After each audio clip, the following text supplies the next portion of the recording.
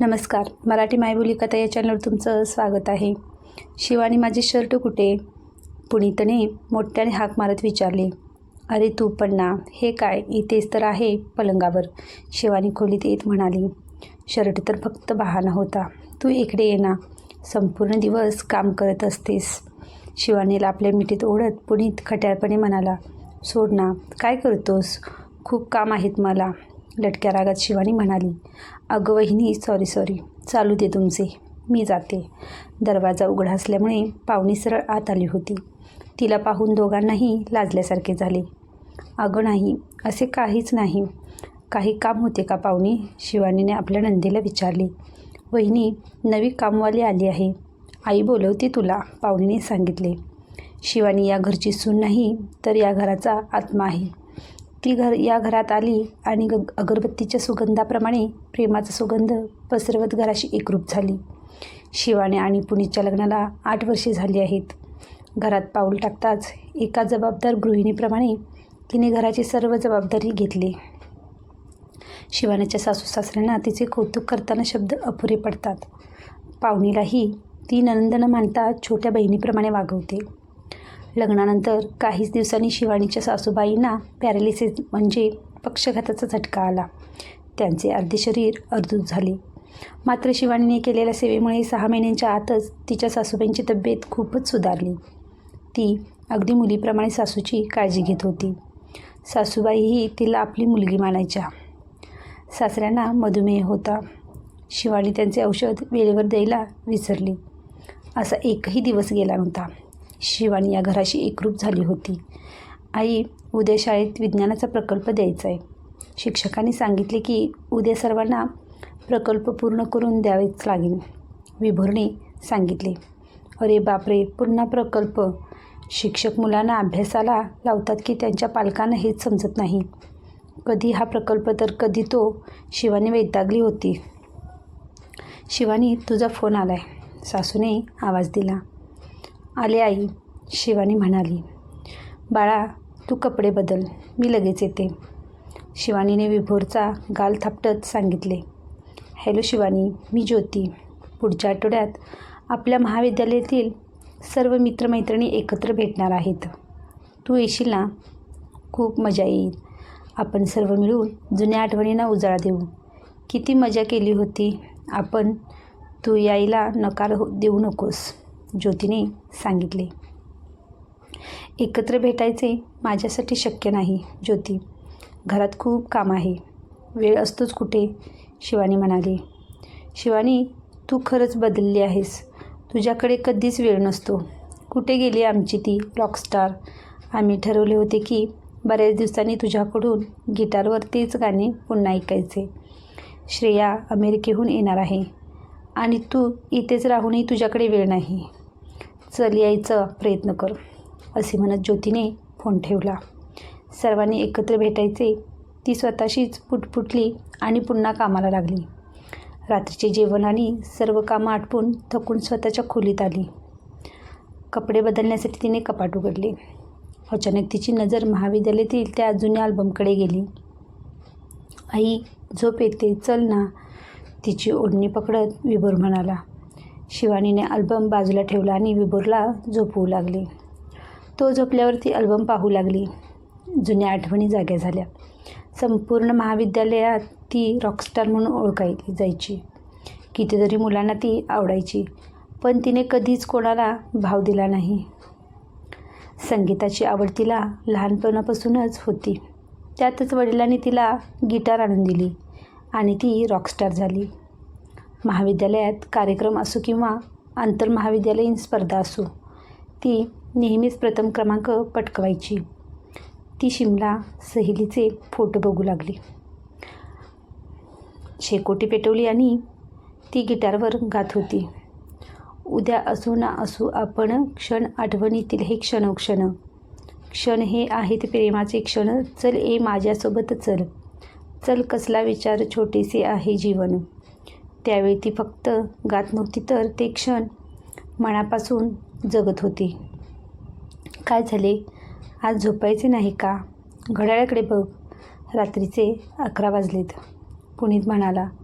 आणि जणू ती त्या जुन्या क्षणामधून अचानक बाहेर आली. हो, शिवानीने सांगितले आणि कपडे बदलायला गेली. दुसऱ्या दिवशी उठून सर्वांचा नाश्ता बनवला.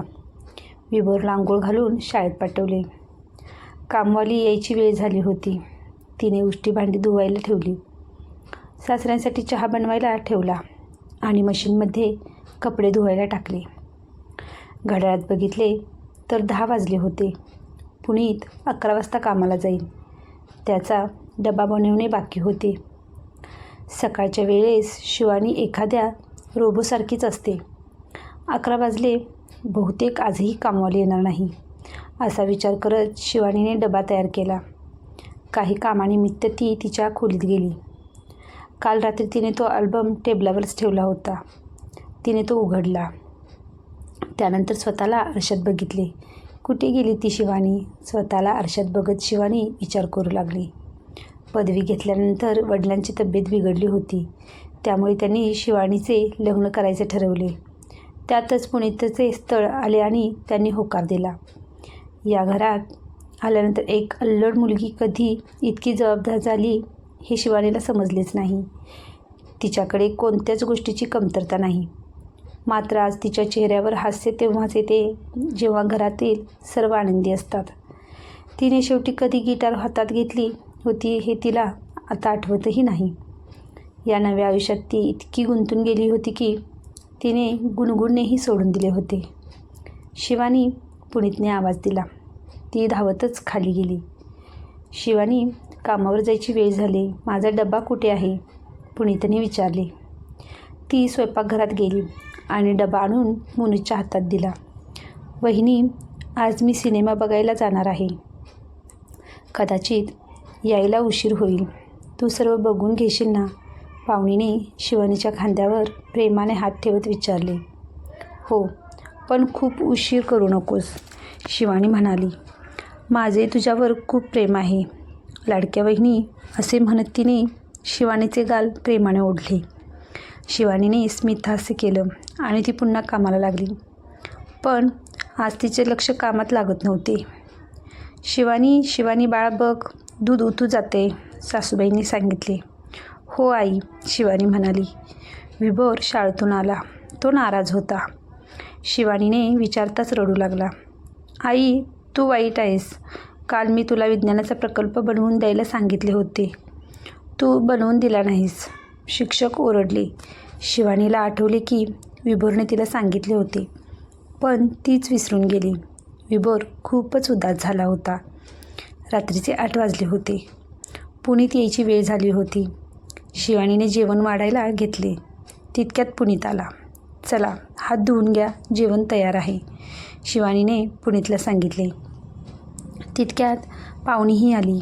इतका उशीर का झाला पाहुणी? सासूबाईंनी विचारले. ते म्हणजे काम होते माझे, वहिनीला सांगून गेले होते, पाहुणीने सांगितले. शिवानी, तू सांगितले नाहीस? सासूबाईंनी विचारले. मी विसरले, शिवानी म्हणाली. शिवानी, तू जरा जास्तच विसरभोळी झाली आहेस. आज तू मला रिकामा डबा दिला होतास, पुनीतने सांगितले. बाबा, माझा प्रकल्प बनवूनही द्यायलाही आई विसरली. शिक्षक ओरडले मला, विभोरने तोंड वेडेवाकडे करत सांगितले. शिवानीच्या डोळ्यात अश्रू जमा झाले. ती रडू लागली. तिचे रडणे सर्वांसाठी अनपेक्षित होते. अरे पुनीत, चुकून झाले असेल. आणि विभोर, तू खेळात मग्न झाला असशील. पुन्हा एकदा आईला आठवण करून द्यायला काय झाले होते तुला? शिवानीच्या सासूबाई म्हणाल्या. नाही आई, कोणाचीच काही चूक नाही. चूक माझी आहे. कदाचित मीच एक चांगली सून नाही, चांगली आई नाही. मी प्रयत्न करते, पण मला जमत नाही. मला माफ करा. माझ्याकडून तुम्हाला असलेल्या अपेक्षा मी पूर्ण करू शकले नाही, हुंदके देत शिवानी म्हणाली.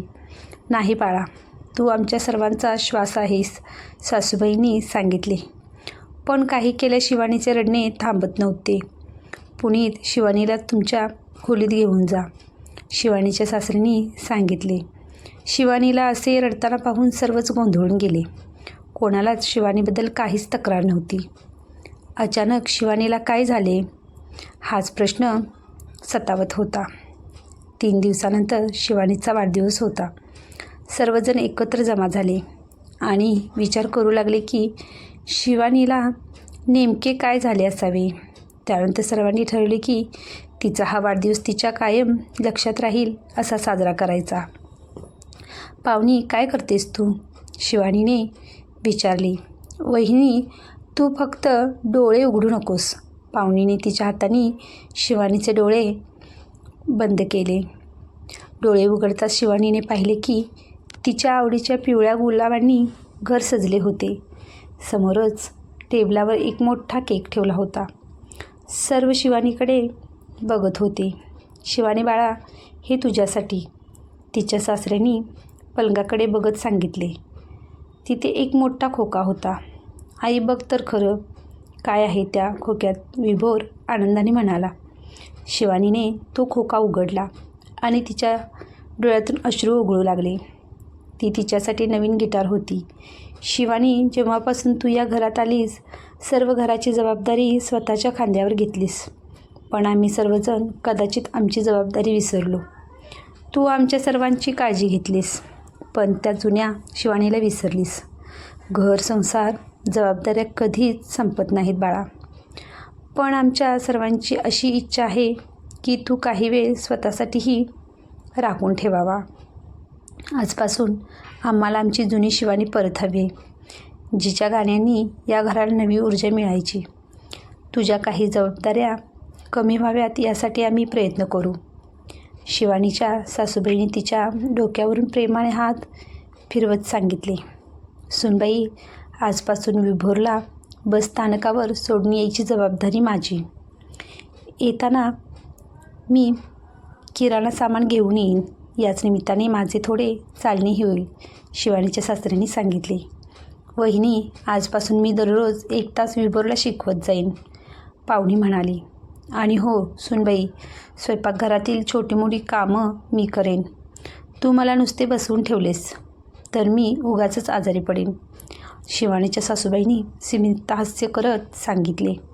आजपासून घरातल्या सर्व हिशोबाची जबाबदारी आणि बिल भरण्याचे काम माझे असेल. चल, आता रडणे बंद कर. 2 दिवसानंतर महाविद्यालयीन मित्रमैत्रिणींना भेटायला जायचे आहे ना. तू सांगितले नाहीस तर आम्हाला कळणार नाही का? आणि हो, तिथे आमच्या रॉकस्टार शिवानीला गिटारवर जबरदस्त सादरीकरण द्यायचे आहे ना. तर मग सर्वांनी आपापल्या जागेवर बसा. आता आपल्यासमोर येत आहे आपली रॉकस्टार शिवानी, पुनीत हळूच तिला डोळा मारत म्हणाला. शिवानीच्या डोळ्यातून घळाघळा अश्रू ओघळू लागले. आता शिवानी गिटार वाजवत होती आणि घरातील सर्वजण एका सुरात गात होते. ही माझी कथा तुम्हाला कशी वाटली हे मला कमेंटमध्ये नक्कीच सांगा आणि माझ्या चॅनलला लाईक करा, शेअर करा, सबस्क्राईब करा.